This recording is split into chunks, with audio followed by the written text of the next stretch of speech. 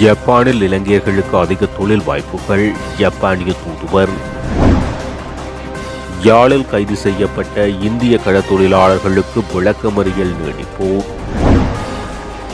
புதிய கடவுச்சீட்டு பெறுவது தொடர்பில் அமைச்சர் இன்று வெளியிட்ட தகவல். அதிக விலைக்கு அரிசி விற்பனை செய்த 20 பேர் கைது. மக்களைப் போல் முச்சக்கர வண்டியில் பாராளுமன்றம் சென்ற வன்னி மாவட்ட பாராளுமன்ற உறுப்பினர் ஜெகதீஸ்வரன். அரிய நேத்திரனை கட்சியிலிருந்து நீக்கும் தீர்மானத்தை மறுபரிசீலனை செய்யுங்கள். இலங்கை தமிழரசு கட்சி செயற்குழு உறுப்பினர்களுக்கு பகிரங்க கடிதம். புலமை பரிசில் பரீட்சை பெறுபேறு யாழில் முதலிடத்தை பெற்ற மாணவன். அர்ச்சுனா எம்பி உட்பட 9 வேட்பாளர்கள் குறித்து விசாரணை.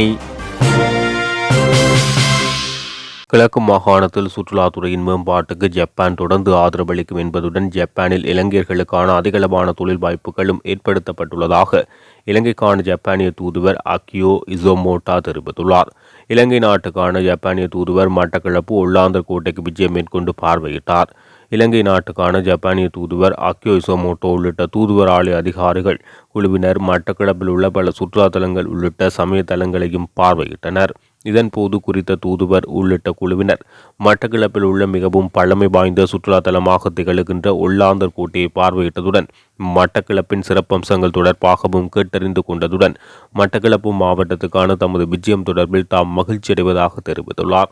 அதேவேளை குறித்த தூதுவர் நேற்றைய தினம் திருகோணமலை மாவட்டத்தின் பல இடங்களுக்கும் விஜயம் மேற்கொண்டமையும் குறிப்பிடத்தக்கது. தூதுவர் உள்ளிட்ட குழுவினர் திருகோணமலை மாவட்டத்தின் பல இடங்களுக்கு விஜயம் செய்தனர். கடந்த 8ஆம் தேதி நெடுந்தீவு கடற்பரப்பில் கைது செய்யப்பட்ட 10 இந்திய கடற்தொழிலாளர்களையும் எதிர்வரும் 3/2/2025 வரை விளக்கமறியலில் வைக்குமாறு உத்தரவு பிறப்பிக்கப்பட்டுள்ளது. கைது செய்யப்பட்ட 10 கடற்தொழிலாளர்களது வழக்கு நேற்று ஊர்காவல்துறை நீதவான் நீதிமன்றத்தில் விசாரணைக்கு எடுத்துக் கொள்ளப்பட்டது. இதன்போது சிறைச்சாலை அதிகாரிகளால் கடற்தொழிலாளர்கள் நீதிமன்றத்துக்கு அழைத்து வரப்பட்டு நீதவான் முன்னிலையில் முற்படுத்தப்பட்டனர். இதனை அடுத்து நீதவான் நளினி சுபாஸ்கரன் இவர்களது விளக்கமறியலை 3/2/2025 வரை நீடித்து உத்தரவிட்டார். கைது செய்யப்பட்ட இந்திய கடற்தொழிலாளர்களிடமிருந்து ஒரு படகு கடற்படையால் கைப்பற்றப்பட்டமை குறிப்பிடத்தக்கது. கிராம மட்டத்தில் சிதறியுள்ள ஸ்ரீலங்கா பொதுஜன பெரமுனவின் தரப்பினர்களை ஒன்றிணைக்கும் விசேட செயற்திட்டம் இடம்பெற்று வருவதாக முன்னாள் பாராளுமன்ற உறுப்பினர் திஸ்ஸ குட்டியாராச்சி தெரிவித்துள்ளார். இதன் தொடர்ச்சியாக கூட்டணி அமைப்பது குறித்து கட்சி தலைவர்கள் விவாதிப்பார்கள் என திஸ்ஸ குட்டியாராச்சி சுட்டிக்காட்டினார். முன்னாள் ஜனாதிபதி மஹிந்த ராஜபக்ச பழிவாங்கப்படுவதாகவும் நாமல் ராஜபக்சவால் மட்டுமே மொட்டு கட்சி விட்ட இடத்திலிருந்து நாட்டை முன்னோக்கி கொண்டு செல்ல முடியும் என அவர் தெரிவித்துள்ளார். மேலும் பாராளுமன்ற உறுப்பினர்கள் நாமல் ராஜபக்சவை பழிவாங்குவதன் இறுதி விளைவு தவிர்க்க முடியாத நிறைவேற்று ஜனாதிபதியாக அவர் பதவியேற்பதே என குட்டியாராச்சி தெரிவித்துள்ளார். சாதாரண நடைமுறையின் மூலம் கடவுச்சீட்டை பெறுவதற்கு சுமார் 5 மாதங்கள் ஆகும் என பொது பாதுகாப்பு மற்றும் பாராளுமன்ற விவகார அமைச்சர் ஆனந்த விஜயபால தெரிவித்துள்ளார். எதிர்க்கட்சித் தலைவர் சயித் பிரேமதாசா நேற்று பாராளுமன்றத்தில் கேட்ட கேள்விக்கு பதிலளிக்கும் போது அவர் இவ்வாறு தெரிவித்துள்ளார். ஆன்லைன் முறையின் கீழ் திகதியை முன்பதிவு செய்யும் விண்ணப்பதாரி 5 மாதங்களின் பின்னர் கடவுச்சீட்டை பெறுவதற்கான திகதியை பெறுவார் என அமைச்சர் தெரிவித்துள்ளார். நீங்கள் ஆன்லைனில் ஒரு திகதியை முன்பதிவு செய்து அந்த திகதியில் வந்து அதே நாளில் கடவுச்சீட்டை பெறலாம். உதாரணமாக நீங்கள் இன்று ஒரு திகதியை முன்பதிவு செய்தால் கிடைக்கும் ஜூன் மாதம் 27ஆம் திகதியாகும். அதாவது நீங்கள் ஆன்லைனில் ஒரு திகதியை முன்பதிவு செய்தால் தோராயமாக 5 மாதங்களுக்கு முன்பே உங்களுக்கு ஒரு திகதி கிடைக்கும். எனினும் அவசர தேவைக்காக வெளிநாட்டு அனுமதிகளை பெறுவது அவசியமானால் அதற்கான வசதிகள் வழங்கப்பட்டுள்ளதாகவும் அதற்காக திணைக்களத்தில் ஒரு குழு நிறுவப்பட்டுள்ளதாகவும் அமைச்சர் தெரிவித்துள்ளார். அவசர கால கடவுச்சீட்டு தேவைப்படும் எவரும் தங்கள் தேவையை உறுதி செய்வது அதே நாளில் கடவுச்சீட்டு பெறலாம் என அமைச்சர் தெரிவித்துள்ளார். எனினும் இந்த திட்டமிடப்பட்ட திகதிக்கு முன்னர் அவசர தேவைக்காக யாராவது கடவுச்சீட்டை பெற வேண்டியிருந்தால் கடவுச்சீட்டு பெறுவதற்கு தேவையான வசதிகள் வழங்கப்பட்டுள்ளன. ஆன்லைன் முறை மூலம் ஒரு நாளைக்கு 800 கடவுச்சீட்டு வழங்கப்படுகிறது. ஆன்லைனில் திகதிகளை முன்பதிவு செய்தவர்களுக்கு ஒரு நாளைக்கு 800 கடவுச்சீட்டுகள் வழங்கப்படுவதாக தெரிவித்துள்ளார். அதிக விலைக்கு அரிசி விற்பனை செய்யும் வர்த்தகர்களை கண்டறிய நுகர்வோர் விவகார அதிகார சபை நேற்று கொழும்பு மாவட்டத்தில் சிறப்பு சோதனைகளை நடாத்தியது. புறக்கோட்டையில் மொத்த விற்பனையாளர்கள் மற்றும் இறக்குமதியாளர்களை ஆய்வு செய்ய 6 சிறப்பு குழுக்கள் பயன்படுத்தப்பட்டன. மேலும் புரளை, நுகேகொடை, வெள்ளவத்தை, தெகிவளை, ரத்மலானை, மொரட்டுவ, பத்திரமுள்ள, கோகிவல, பொரஸ்கமுவ, கொளன்னாவ, வெள்ளம்பிட்டிய, கடுவெல, கண்வெல, அவிசாவெல, பதுக்க மற்றும் கொடகம் ஆகிய நகரங்களில் உள்ள மொத்த மற்றும் சில்லறை விற்பனை கடைகளில் சோதனைகள் மேற்கொள்ளப்பட்டன.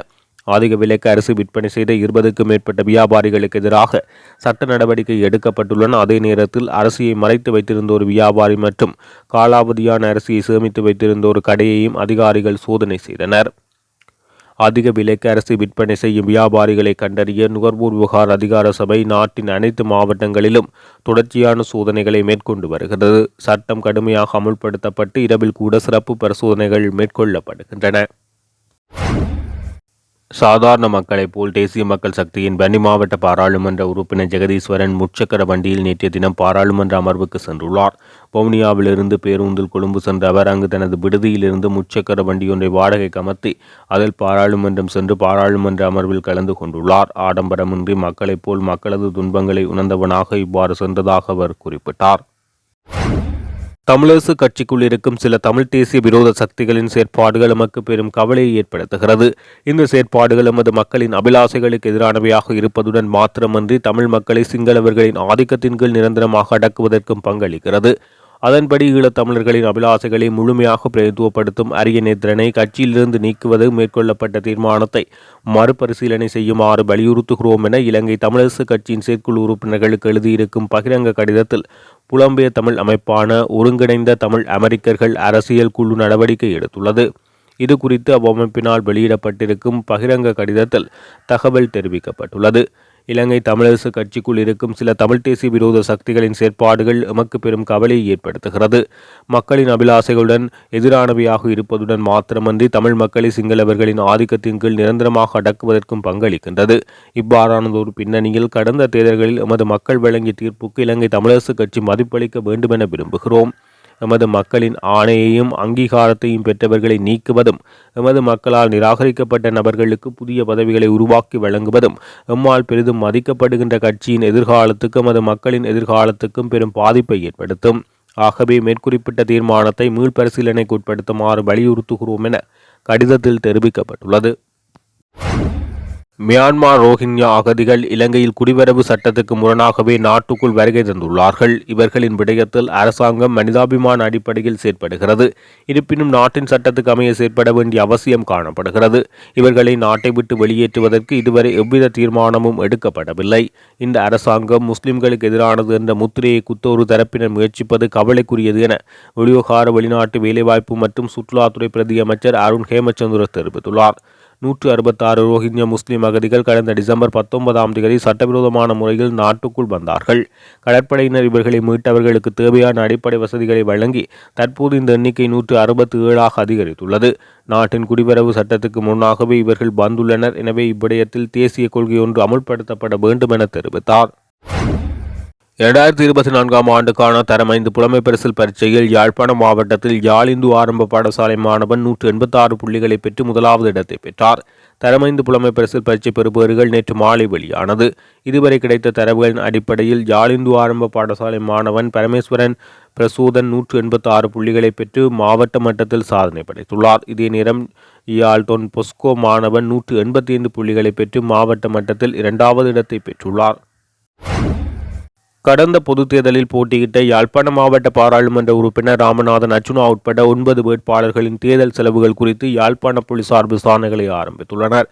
இந்த விசாரணைகள் பாராளுமன்ற உறுப்பினர் அர்ச்சுனா ராமநாதன் மற்றும் வேட்பாளர்களான சசிகலா ரவிராஜ், உமாகரன் ராசையா, எஸ் மயூரன், கிருஷ்ணாந்த், கௌசல்யா மற்றும் குருசுவாமி சுரேன் ஆகியோரின் தேர்தல் செலவுகள் தொடர்பில் மேற்கொள்ளப்படுகின்றன. இருப்பினும் வேட்பாளர் சசிகலா ரவிராஜின் வாக்குமூலத்தை மட்டுமே போலீசார் இதுவரை பதிவு செய்தனர். ஏனையவர்களின் வாக்குமூலங்களை பதிவு செய்த பின்னர் அதன் விவரங்களை போலீசார் தேர்தல் ஆணையகத்திடம் அறிக்கையாக சமர்ப்பிக்க உள்ளனர். இந்திய அரசினுடைய நன்கொடையாக யாழ்ப்பாண மாநகரசு அவையினுடைய காணியில் நிர்மாணிக்கப்பட்ட கலாச்சார மண்டபம், யாழ்ப்பாண கலாச்சார மண்டபத்தினுடைய பெயர் மாற்றம் தொடர்பாக எங்களுடைய பல செய்திகள் ஊடகங்களில் வெளிவந்ததை தொடர்ந்து எங்களுடைய அரசியல் குழுவை கூட்டி அவரோடு கலந்து பேசி அதன் அடிப்படையிலான ஒரு கடிதத்தை நேற்று மாலை யாழ்ப்பாணத்தில் இருக்கிற துணை தூதுவர் மதிப்பார்ந்த சாய் முரளி அவருடன் நான் கொடுத்திருக்கிறேன். அதோடு அந்த நான் சில விடயங்கள் அந்த ஆவணப்படுத்தி பிரச்சனைக்கு உள்ளாக்காமல் சில விடயங்களை அவரோடு நான் கலந்து பேசியிருக்கிறேன். இது ஒரு உணர்வுபூர்வமான விடயம் என்பதையும் நாங்கள் புரிந்திருக்கிறோம். புரிந்துணர்வோடு இந்த கலந்துரையாடல் இடம்பெற்றது. எங்களுடைய உணர்வுகளை அவர் புரிந்து கொண்டார். அவே அதன் அடிப்படையில் சில விடயங்கள் நான் சொல்லப்பட்டது. இறுதியாக சில மாற்றுக்கள் கருத்துக்கள் என்னாலே முன்வைக்கப்பட்டிருக்கிறது. அவர்கள் அதை பரிசீலிக்கிறதுக்கு நிச்சயமாக தான் பரிசீலித்து தங்களுடைய மேல்மன்றத்தோடு பேசி ஒரு சுமூகமான முடிவை எட்டக்கூடியதாக இருக்கும் என்ற முடிவோடு தான் அந்த கலந்துரையாடல் நிறைவு செய்திருக்கிறது. நான் நினைக்கிறேன் இந்த விடயத்திலே ஒரு திருப்திகரமான ஒரு தீர்வு ஏற்படக்கூடிய வாய்ப்புகள் அதிகமாக இருக்கின்றது.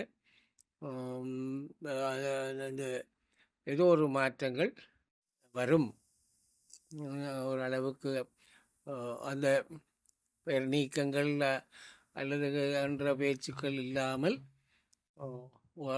ஒரு சுமூகமான விசாரணை ஏற்றுக்கொள்ளக்கூடிய ஒரு தீர்வு எட்டப்படும் என்று நான் நம்புகின்றேன். ஆனால் 25ஆம் தேதி அந்த கூட்டத்திலே கலந்து கொள்வதாக எந்த ஒரு முடிவும் எடுக்கப்படவில்லை.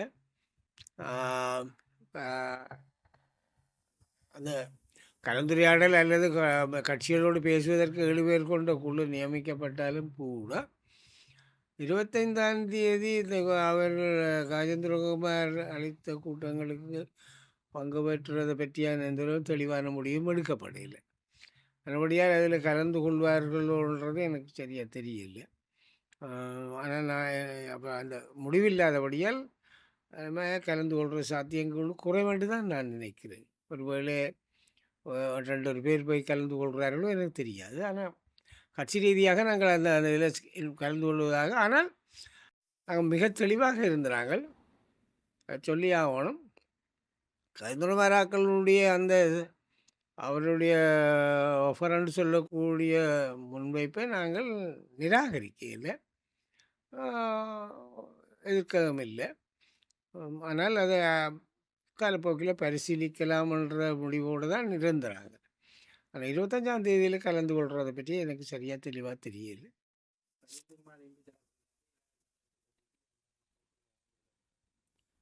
கட்சி ரீதியாக இதுவரையில் நான் தான் இது தலைவர், பதிலெல்லாம் ஜாப்பில் இல்லை. செயலாளரும் பதில் இல்லை, அவரும் ஜாப்பின்படி பொதுச் செயலாளர் தான். சரியோ புள்ளியோ இப்போதைக்கு நான் பதிலெண்டே வச்சுக்கொள்வோம், பதில் தலைவர் என்ற வகையில் எனக்கு அப்படி ஒரு அறிவித்தல் அல்லது அழைப்பு கிடைக்கல. மற்றது பொதுச் செயலாளருக்கு கிடைத்ததாகவும் எனக்கு தெரிவிக்கப்பட இல்லை.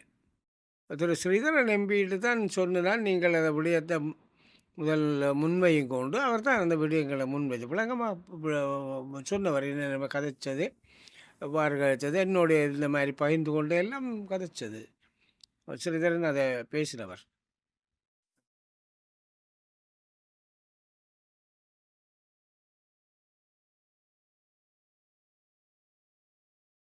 நிச்சயமாக அது அந்த அந்த அப்படி ஒரு அழைப்பு விடுக்கப்பட்டால் அதை நாங்கள் பரிசீலிக்கிறான்னு தான் எங்களோட முடிவு. ஏன்னா அதுக்காக தான் அந்த குழு நியமிக்கப்பட்டிருக்கு. அப்படி ஒரு அழைப்பு விடுக்கப்பட்டால் அதை நாங்கள் பரிசீலிப்போம்.